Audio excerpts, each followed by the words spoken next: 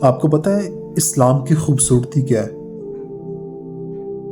اللہ تعالیٰ پر ایمان لانے کی کیا خوبصورتی ہیں؟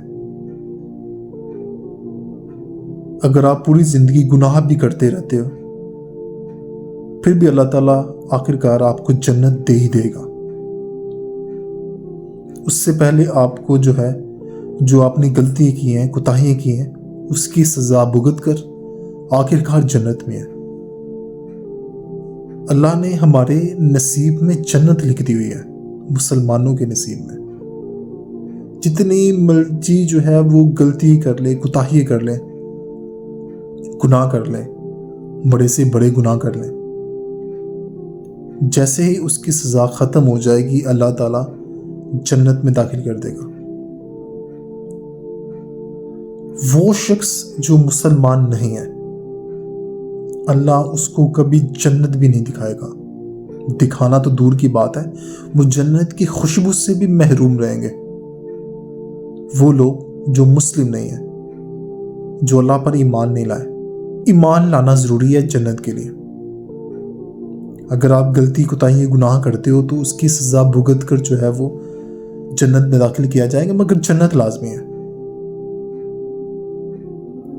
مگر وہ لوگ جو ایمان تو لائے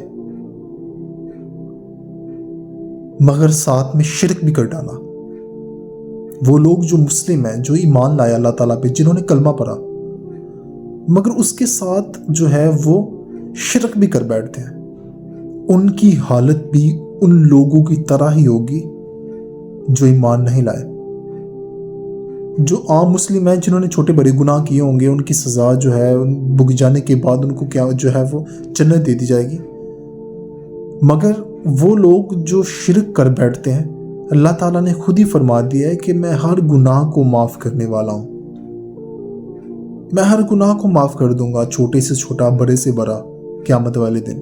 مگر ایک گناہ ایسا ہے جس کو میں معاف نہیں کروں گا، کچھ بھی ہو جائے وہ گناہ معاف نہیں کیا جائے گا۔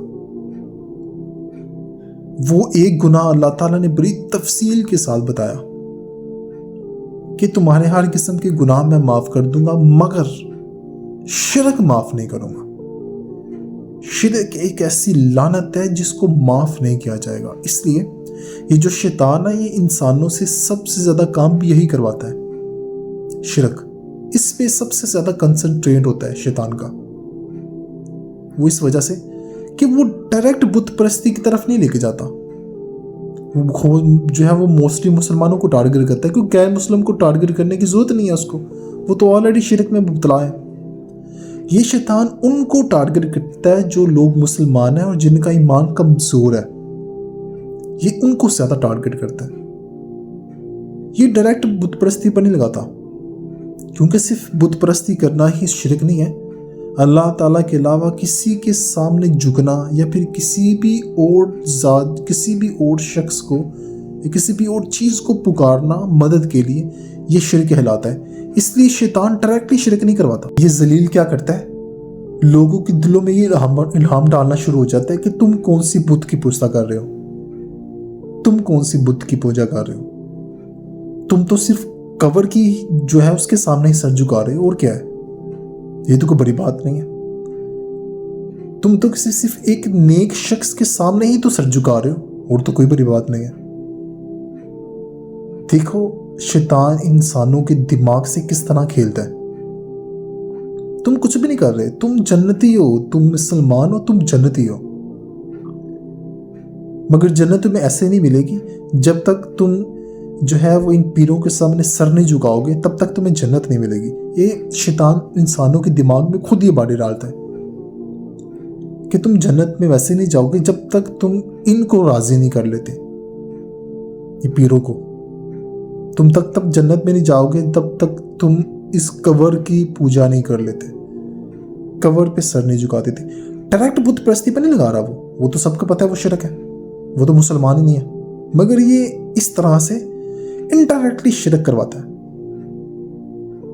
یہ آپ کو تعویذ پر لگا دے گا کہ تعویذ یہ وہ پتھر، یہ وہ تعویذ ہے جو تمہاری ہر قسم کی مشکلات کو دور کر دے گا۔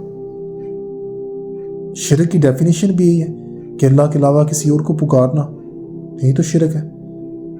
جب تعویذ کی طرف لگا دے گا تو وہ بھی تو شرک ہی کہلاتا ہے نا، کیونکہ آپ کے دماغ میں یہ ہوگا کہ وہ جو آپ نے تعویذ پہنا ہے وہ تعویذ کی وجہ سے ہی مجھ سے جو بلائیں ہیں وہ ٹل جائیں گی، وہ تعویذ کی وجہ سے ہی مجھے ہر چیز مل جاتی ہے۔